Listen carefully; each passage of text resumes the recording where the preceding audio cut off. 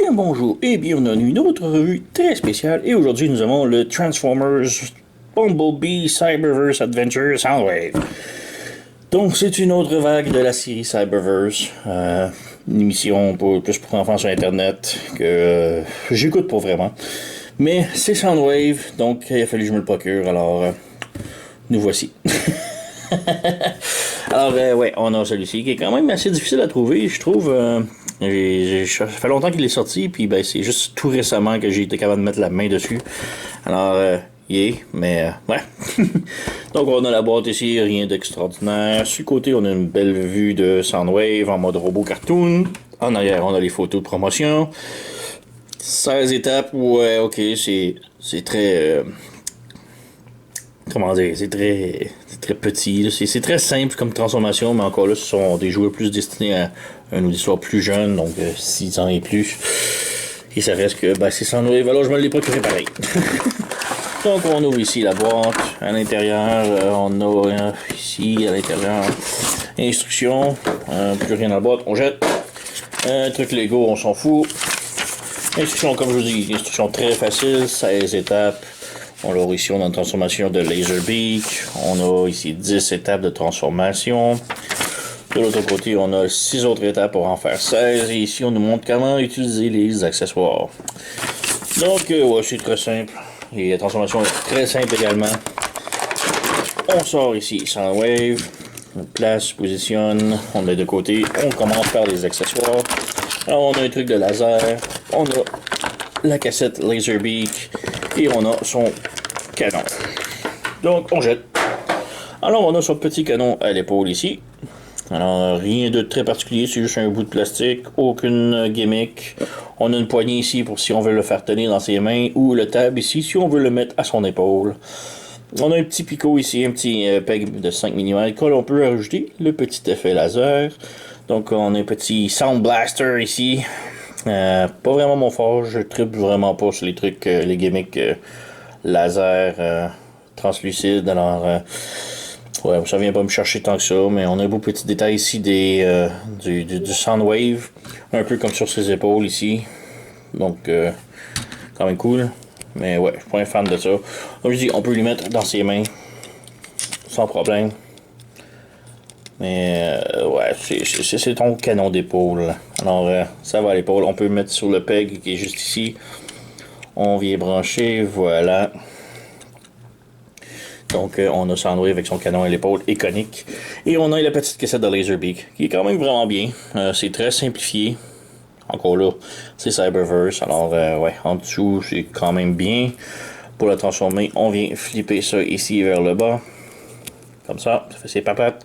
On lève la tête et on ouvre les ailes. Donc, voici, c'est tout. Alors, quand même, beau petit détail. La tête, les ailes. Il manque vraiment un truc ici, là, mais ouais, c'est tout. On a des petits trous ici, en dessous de ces papates, qu'on peut venir y brancher. Il y a quelques pegs ici sur ses bras, qu'on peut brancher Laserbeak dessus, voilà. Donc, ouais, c'est cool. Mais sinon, on peut le remettre en mode cassette. On ferme. Et on ouvre ici son plastron. Et voilà, on met sa cassette et voilà. Donc il n'y a pas vraiment de ressort, il n'y a pas de mécanisme, c'est juste un bout de plastique qui ouvre et fini. Qui tient juste par de la pression, alors ouais, c'est correct. Mais bon, Soundwave en tant que tel, bon, on va commencer par sa tête. Et sa tête, je sais pas, j'ai vraiment un problème avec. J'aime pas sa tête, elle est très triangulaire. Elle ressemble pas énormément à ce qu'il y a dans le show, dans l'émission de télé, ou même à Soundwave tout court. C'est une toute nouvelle tête, vraiment plus moderne, et je suis pas un gros fan. On a ici son radar et son canon qu'on peut utiliser. C'est plus pour la transformation, mais ça fonctionne. La tête peut pivoter presque 360 degrés, mais elle bump ici en arrière et c'est ça. On nous manque environ 45 degrés. Donc, ouais. Les bras peuvent pivoter comme ça. On a soft ratchet ici à l'épaule, un swivel ici au bras et encore des ratchets au coude. Le poignet est sur un ball joint, donc on peut pivoter comme ça sans problème. Si on lève le backpack et qu'on lève le pare-choc ici, on a une rotation à la taille. C'est plus pour la transformation, mais ça fonctionne aussi. Les jambes peuvent aller de l'avant, de l'arrière, seulement si on lève le backpack, parce que sinon ça va pas du tout en arrière. On peut faire la split. Et on a une rotation à la cuisse ici. Le genou peut plier plus que 90 degrés. Mais ouais, c'est encore là à cause du backpack. C'est très bloqué. La cheville peut juste descendre. C'est un gros détail, un peu tilté, un petit peu. Mais il n'y a tellement pas d'espace ici que c'est très dur à faire tilter. Mais ouais, moi j'aurais aimé que ça puisse monter, puisque les pattes sont comme un petit peu mal balancées. Donc il faut vraiment le faire. On peut voir ici, surtout, là, genre les pieds sont de l'avant. Si on divise la figurine en deux, là, les pieds sont complètement à l'avant et tout le reste ici est en arrière. Donc ça fait vraiment pas balancer la figurine. Il aurait vraiment fallu des talons un peu plus reculés.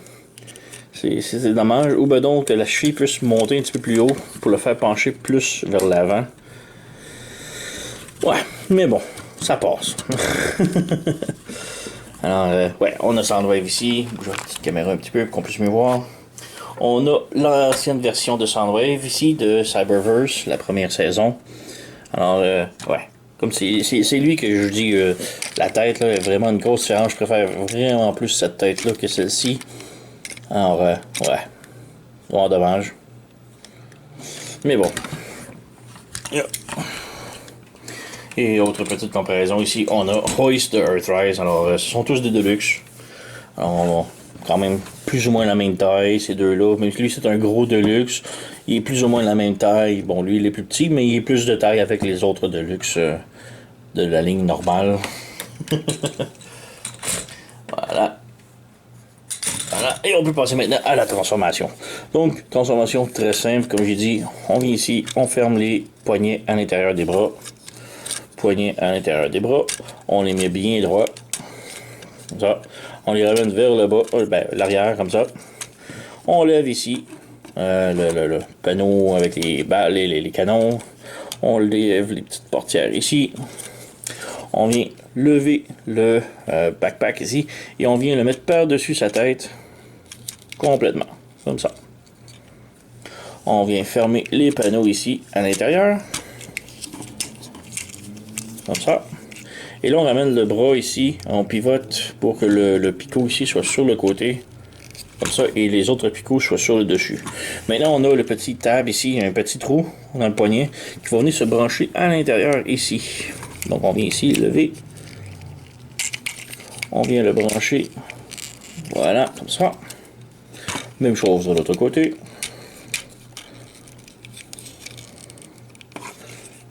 Voilà. Ensuite, on peut fermer les petites portières ici. Ici, on peut refermer le tout ici, comme ça. Pour les jambes, maintenant, on vient lever le pare-choc ici. On tourne les jambes de l'autre côté. On ferme les pieds. On branche les jambes ensemble. Et on vient ramener le tout vers l'intérieur. Et là, on a des petits pegs juste ici qui vont se brancher ici. Et voilà, on branche. Et le pare-choc avant maintenant, on le ramène, on le branche et c'est terminé. Donc on a ici le petit camion, tout transformé. Et il est quand même bien le painter, les petites lignes jaunes ici, petit gris métallique ici. J'aime pas le fait que c'est ouvert ici, mais...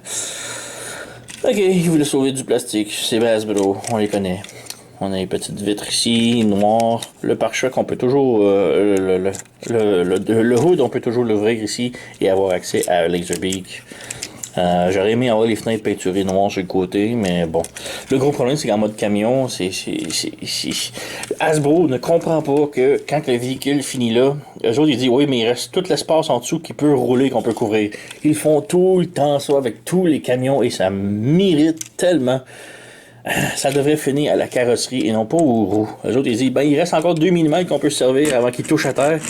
Oui, ça roule, mais c'est parce que tout le truc en dessous, c'est laid. C'est vraiment laid. De tous les camions, ils font ça. Ça m'énerve. Donc, ouais. Mais bref. Beau petit camion pareil.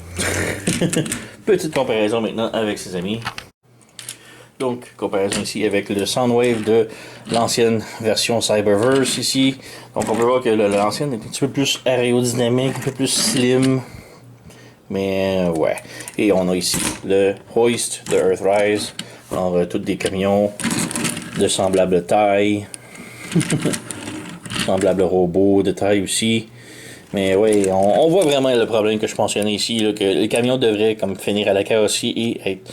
C'est normal qu'un camion c'est jacké et que ça touche pas au sol, mais Hasbro se disent, sont pas capables. Hasbro, là, ils voient 1 centimètre ici avant que ça touche le sol, on le remplit de robots. Le capot il est vide, ouais, mais on s'en fout, on peut mettre le robot juste avant 1 millimètre avant qu'il touche au sol. C'est ridicule, je déteste Hasbro pour ça. Mais ouais, les deux camions aussi se ressemblent énormément. Donc, ils ont chacun les bons points et des mauvais points. Lui, j'aime bien que le derrière est comme bien caché, alors que lui, c'est ouvert. Lui, j'aime mieux son capot ici qui s'ouvre avec Laserbeak. Lui, Laserbeak, c'est une gimmick en arrière qu'on faut ouvrir ici. Ça marche pas en mode véhicule? Non. Bon, la gimmick ne marche pas en mode véhicule. Mais bref, ça s'ouvre et on a Laserbeak qui part en arrière. Mais... ouais, c'est pas mal ça. Donc les deux ont des forces, des bonnes forces. Les deux ont des points faibles. Lui a des petits pneus, lui a des gros pneus. J'aime mieux ça. Mais ouais, sinon... c'est pas mal tout. Donc, ouais, Cyberverse, Bumblebee Adventure... Soundwave. Moi, je suis un maniaque de Soundwave, alors oui, je le recommande, il est quand même très bien. Mais sinon, c'est du Cyberverse, donc c'est vraiment plus pour les plus jeunes enfants. Alors, c'est pas le meilleur Soundwave, là, disons. Sur ce, vous connaissez la chanson, likez, subscribez, laissez un commentaire, blabla. Et moi, je vous remercie d'avoir écouté et on se revoit à la prochaine.